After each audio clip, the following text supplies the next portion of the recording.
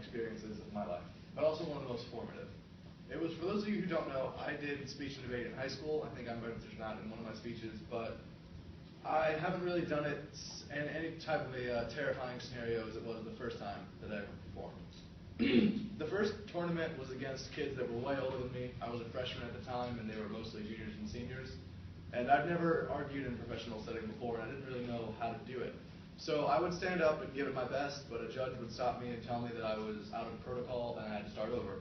And so for that to happen 3 times in a row after my first attempt at arguing was pretty traumatic, and I felt like crying and shrinking into a ball, which is pretty anti-stereotypical to myself because I'm a pretty confident guy.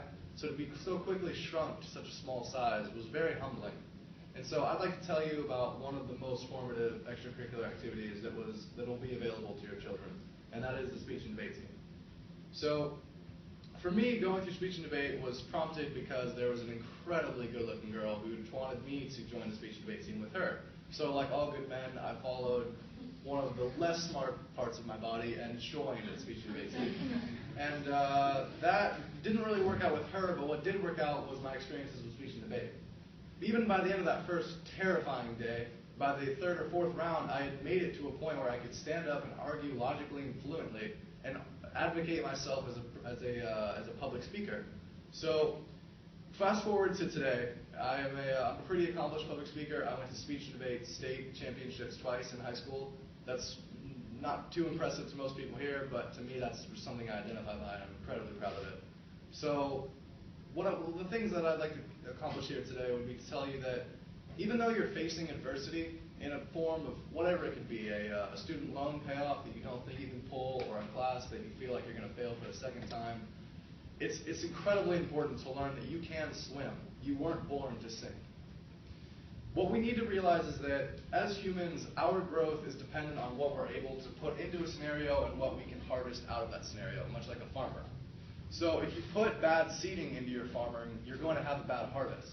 However, if you go into a challenge like your first speech and debate tournament, you're going to have whatever you put into this situation. For me, my first time, I put in anxiety, lack of preparation, and an inability to perform. However, throughout several various preceding rounds, I was able to harvest a much more formative and cultivating amount of respect for myself and ability that I learned and harnessed over the past 4 years to be able to get to this public speaking class and not write down a single word of this speech, but be able to present it to my final presentation. So I'm not here to brag and I'm not here to gloat, but I am here to tell you what you still have the ability to change in yourself if you don't think that you are a public speaker, or something to instill in your child, because I am so happy I joined public speaking, guys.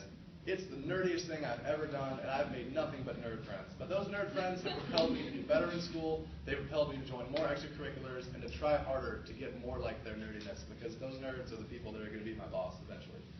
So, long story short, sink or swim is up to you. Thank you.